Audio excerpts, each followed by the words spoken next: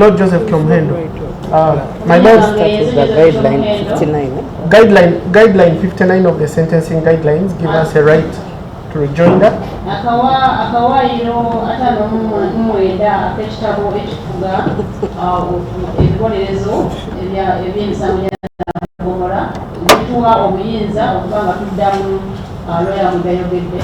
States that the prosecution shall disprove beyond reasonable doubt any assertion made by the defense in mitigation.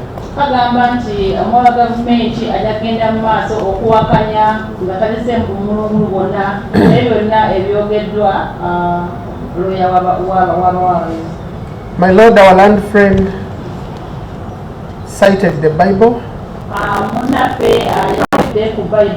and how God forgave Cain after killing Abel.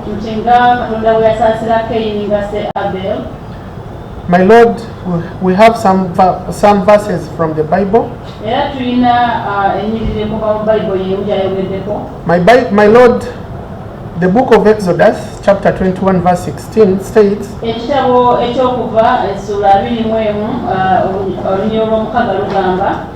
anyone who kidnaps someone, 21:16. Exodus 21 verse 16.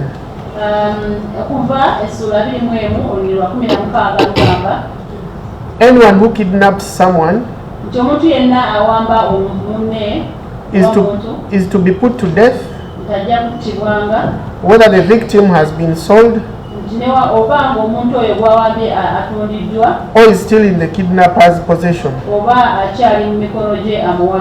It suffices to note that the victim in the circumstances was brutally murdered.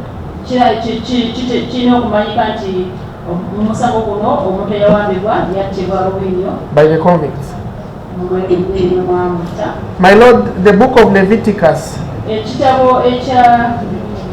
21, chapter Leviticus 24 verse 17 states that if the man takes the life of any human being, he shall surely be put to death. My Lord, the mother of Kato and Waswa is allegedly bedridden because of the sons being in prison.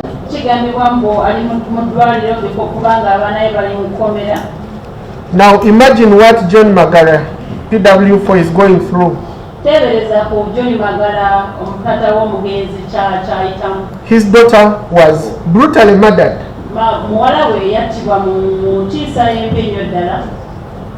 And he lost a fortune, $200,000 US, a fortune, while trying to rescue her.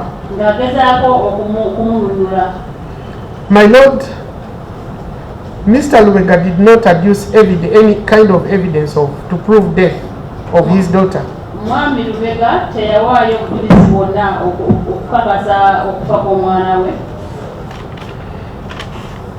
My Lord, in regard to the degree of participation,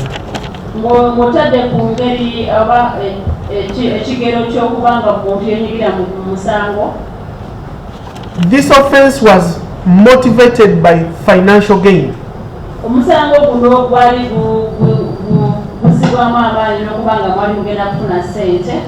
The convicts sat and planned.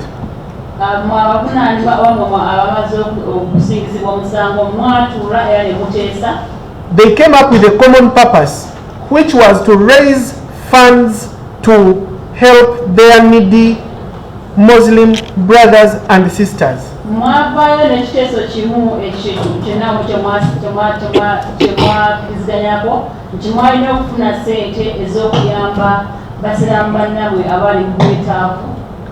The purpose was to raise funds. My Lord, each of them played a fundamental role. Mwenna obuyomu kumwao yakola ekintu kya omulimu gwa mukulu nnyo musango guno.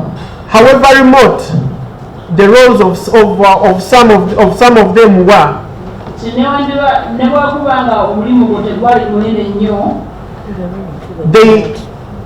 but my Lord, however remote as our land friend has brought it out,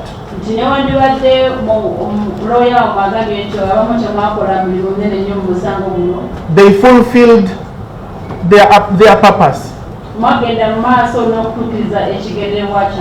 Kato and Waswa executed those roles because that's what was assigned to them. Even if they had been assigned to be the ones to strike the fatal blow, they would have executed it.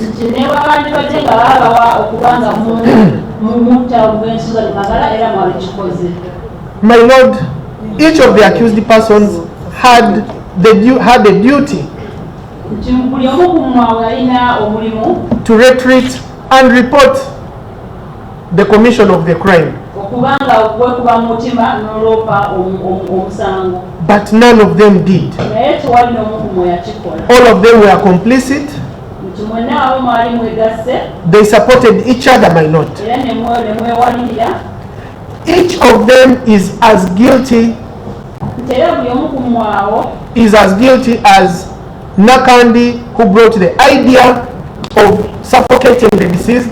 Each of them is as guilty as Yusuf Lubega, who planned.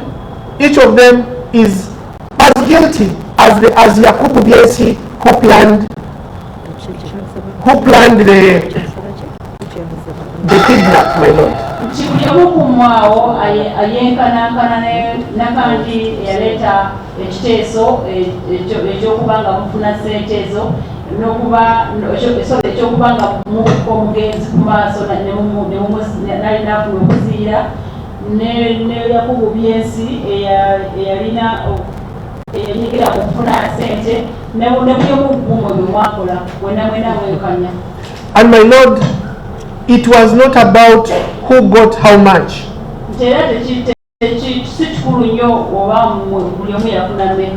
Actually, my Lord, it should worry us. If out of 700 million shillings,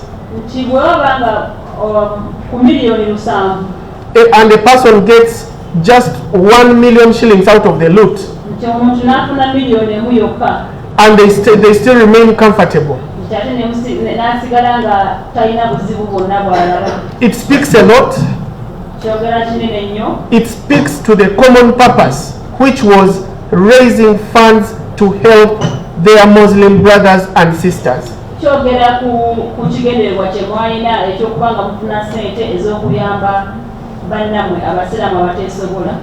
The money was not to enrich themselves, my Lord, but to support the activities. No wonder they concentrated on lucrative pieces of land and commercial vehicles.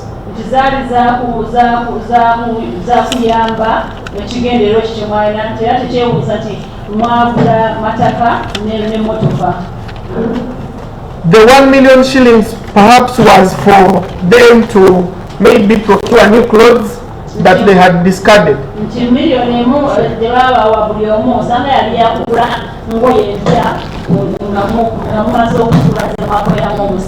I hand over to my colleague, my Lord. Much obliged.